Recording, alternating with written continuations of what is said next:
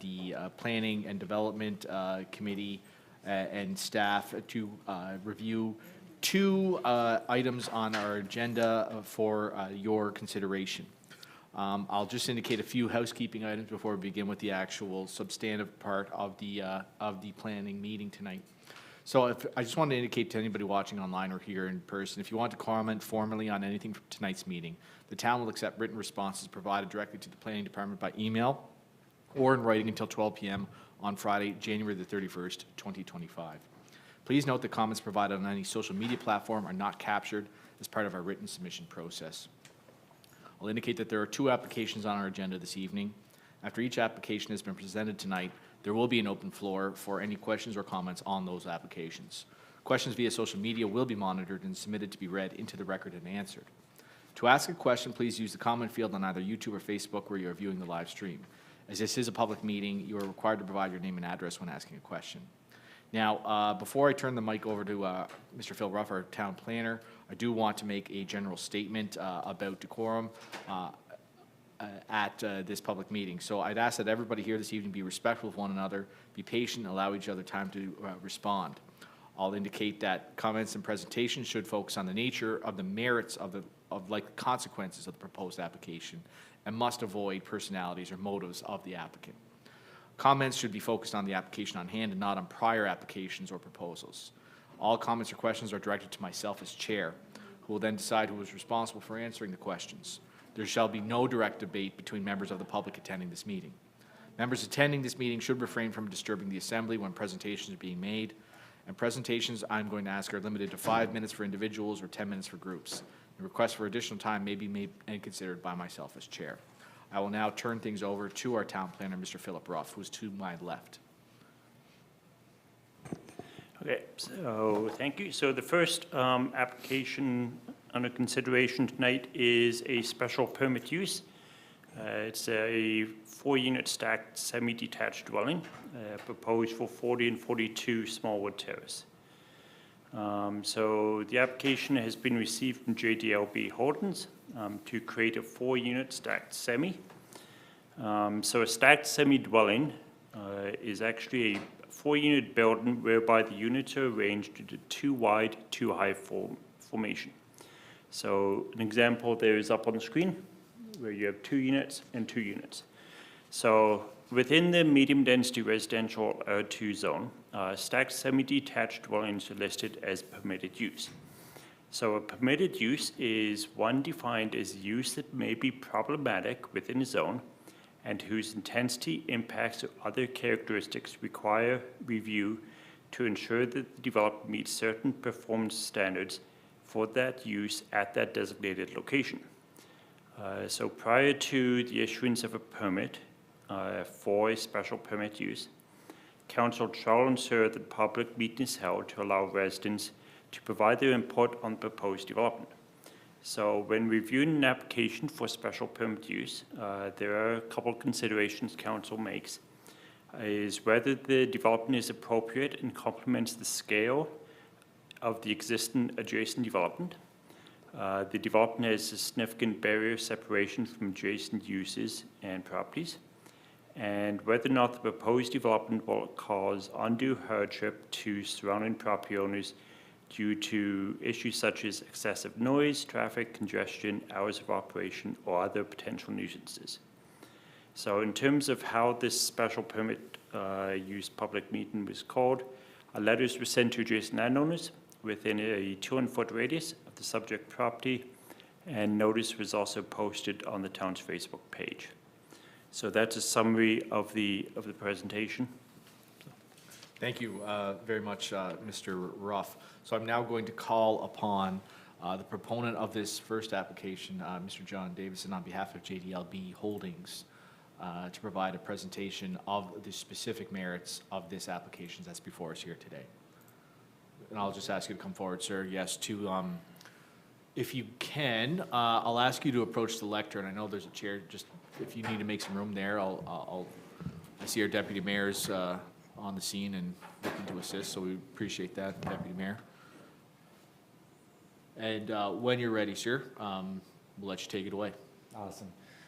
Thank you very much, guys, for hearing this proposal.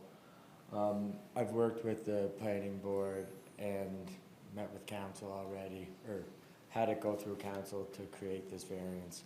And I want to thank everybody for their time on that. So what we're doing is we're looking at creating, using a special permit use for an R2 lot that is located at Smallwood Terrace. The lot is currently zoned R2, so that's why we are requesting the permit to be able to have this variance. This is a picture of the property that of the building that we're proposing to build. It has 4 units, 2 up, 2 down, just like the picture that Phil shared with us earlier. We can go on, just a map of Stratford, we can go through that. So there's Smallwood Terrace. In this area, there's numerous townhouses, semi-detached buildings, and single-family dwellings. So there is a mixed use area for this type of building. There's also a 10-unit building relatively close to this area as well. We can move on. So the lot that we're talking about right now is lot 2244 on Smallwood Terrace. It's a corner lot. Looks great. Yeah. Yeah, sorry, Yeah. PowerPoint crashed.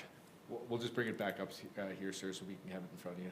Yeah, there you go.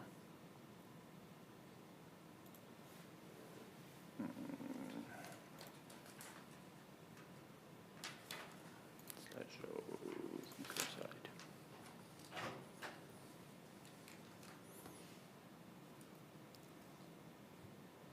So what we're looking at here is the corner lot, where how the building would look. We have 2 driveways in. So there'd be a driveway for the left-hand side unit on the left side, and on the right-hand side unit there'd be another driveway. There's ample parking for both units. The town requires 2 parking places. There's actually more area there, more than 2 parking places per unit. So parking on the road should not be an issue. Yep, we can move on from that. Okay. This is a picture of both the new proposal and then a regular semi-detached building that is for that lot. Although it might not look it in the picture, the above is the 4-unit, and it actually has 30% less of a footprint than the bottom unit. The units that are in the stacked townhouse, in the stacked duplex, are smaller units. They are 2-bedroom, 2-bath with no garage, whereas with the semi-detached, we have a 3-bedroom, 2-bath, and then a rather large garage. So the building footprint for the area would be smaller. This is just a picture of the interior of how it's laid out and compared to a regular semi on the left, the stacked semi on the right. It's a more efficient use of space, which hopefully will mean better building efficiency and lower costs, and also could allow for lower rents in that area, which is something that I think is necessary in today's society. So the key takeaways for this proposal is that the building maintains the same building footprint as a regular duplex or smaller. In this case, it is smaller. We could have went larger with the application and still met the criteria. The building fits the area, multi-unit. There's a 3-unit across the street. There's a 4-unit in the backyard. There's a duplex across the street as well. And then there's a single-family home as well. But it does fit the area. In the proposal that we have, there's more than 2 parking places per unit. There is potential for cheaper rents, and it does meet the criteria for the lot space of 250 meters squared per unit. And of course, like, the building plan would meet all building codes that are required. And currently, right now, there are other municipalities that are allowing these to be built in. I know there's 2 in Cornwall right now. I believe there's some that are approved in Charlottetown as well. So I think this is a way that we're gonna move forward and we're gonna be seeing more of these proposals come in. I know the town was early in their townhouse approval for stacked townhouses. So I'm hoping that you guys will consider this application. Okay, well, thank you very much, sir. I'll open now the floor for any public comments or presentations from anybody assembled here this evening. Okay, seeing nothing, I'll just confirm to see whether any questions have come in via any of our online platforms. Seeing nothing.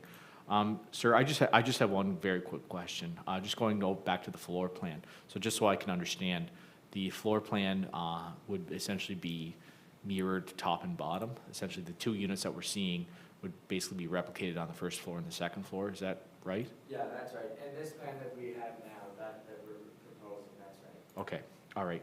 Okay, Mr. Ruff, do you have any questions? I have no questions. Okay, thank you. So I'll just indicate, in terms of correspondence received, prior to this meeting, there were no written responses submitted to planning. There was one resident who stopped by to provide some verbal comments on the proposed development. They indicated they had concerns about the potential impact that this proposed development will have on parking in the area. The site plan submitted for this project it's indicated, does meet the minimum parking standards of 2 spaces per unit. They also had a concern that since the building had been started prior to issuance of a development permit, any comments provided by residents would not be taken into account in the decision-making process. It's indicated that the town issued a foundation permit for a building on the property with the understanding that should this application for a stacked semi-detached dwelling not be approved, a traditional semi-detached dwelling will be constructed. I just have a question for you, sir, as a result of that. Now, you indicated as part of your presentation, and you showed us a plan for a so-called traditional semi-detached building with the garages, and I believe you indicated 3 bedrooms. Was that your plan should the stacked semi-detached either motion in the first instance in terms of approval for that type of development, or this specific development, should it not meet council's approval? Is that your intention to proceed with the development on a traditional sense? It wouldn't be similar to that. We would have to do some rejigging of the plan. Okay. But it would just be a matter of not having the top floor finished. Okay, all right, very good, thank you, I appreciate that input. So I'll just indicate for everybody assembled here what the next steps are in this process. As I indicated at the beginning, written comments will be received until 12 p.m. on Friday, January the 31st, 2025, by email to PRUGH, which is PROUGH, at townofstratford.ca, or hand-delivered to the Town Centre Planning Department. Planning Board will then meet for a discussion and make a recommendation to Council on February the 3rd, 2025, and Town Council shall meet on February the 12th to make a decision on this proposed development. I want to thank everybody for attending here on this matter. We will be moving now to a planner's presentation by Mr. Philip Ruff as it relates to updates to child care center regulations under a zoning bylaw. Oh, you're not staying for that? Boys, I'm telling you. Thanks, guys.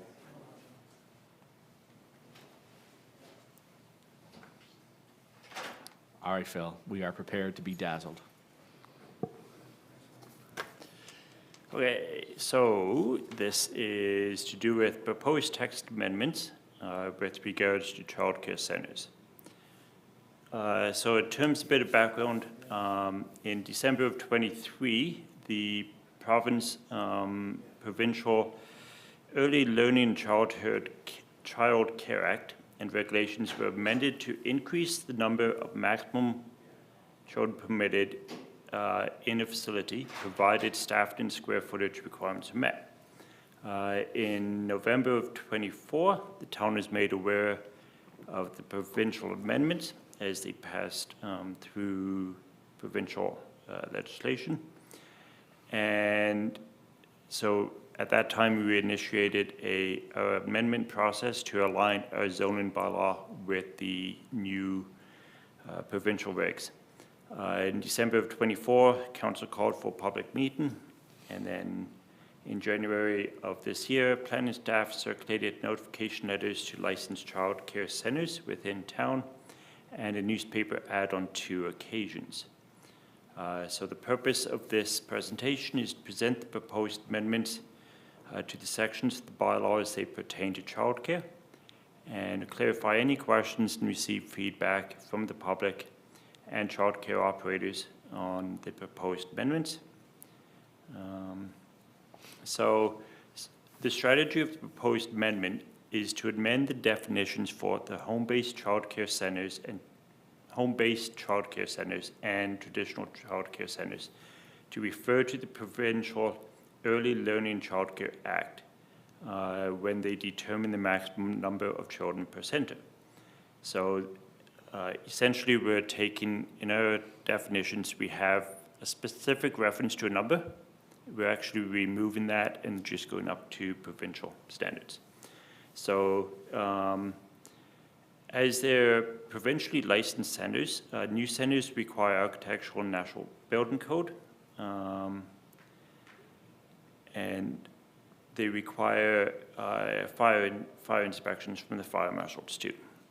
So the current definition for home-based childcare center means a secondary use where the occupant provides care and supervision for up to 8 children, as regulated in the Child Care Facilities Act. The new definition coming through means a licensed center located in a private residence where the operator is authorized to provide services to not more than 8 children, including children of the operator as regulated by the Early Learning Childcare Act. So in this case, essentially, it has to be a licensed center, and the reference to the provincial act has changed. With the larger scale childcare centers, the current definition has a limit of 80 children. So it's an establishment that provides care and supervision for up to 80 children, including an early child care center, preschool center, or school-age child care center, as regulated by the Child Care Facilities Act. The new definition coming through will be an establishment that provides care and supervision for children and includes early childhood center, preschool center, and school-age children, as regulated in the Early Learning and Childcare Act. So essentially, the reference to the maximum number is being removed. So 80 kids is pulling off, and it's going in under the provincial. So if the province updates theirs tomorrow, we don't have to go back tomorrow and update ours. So the province bumped up from 80 to 120, so we're just going follow suit. And then, any questions from the floor? Nothing online? Okay. Thank you very much, Mr. Ruff, for that. Appreciate that overview. I understand no items of correspondence have been received for the zoning bylaw amendment, so I'll just indicate next steps. Written comments will be received until 12 p.m. on Monday, January 31st, 2025 by email to PROUGH, P-R-O-U-G-H, @townstratford.ca, or hand-delivered to the Town Center Planning Department. Planning Board will meet for discussion and recommendation to Council on February 3rd, 2025. Town Council will meet for a first reading of the new zoning bylaw amendment, should it make a recommendation, on February 12th, 2025. And if passed, Town Council will meet for a second reading and adoption on Wednesday, March 12th, 2025. I want to thank everybody for their participation in these public meetings tonight. I will now adjourn these meetings and drive safe.